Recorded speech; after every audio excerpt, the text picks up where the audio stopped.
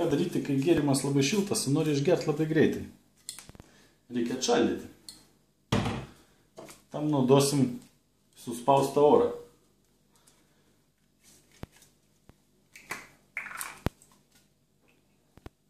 Kadangi praktikas turi labai atšalą, naudosiu kokį nors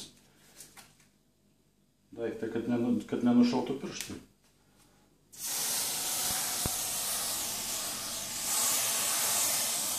Kaip matot, susidaro ledas.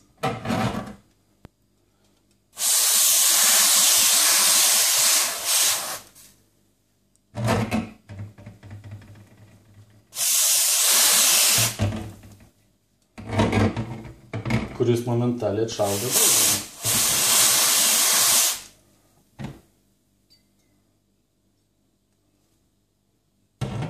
Ir štai po kelių sekundžių jūs galite mėgautis šaltutėlių gėrimu.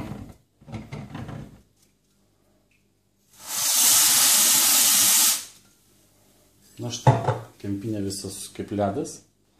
Bandome atidaryti ir žiūrėti, kas gavosi. O.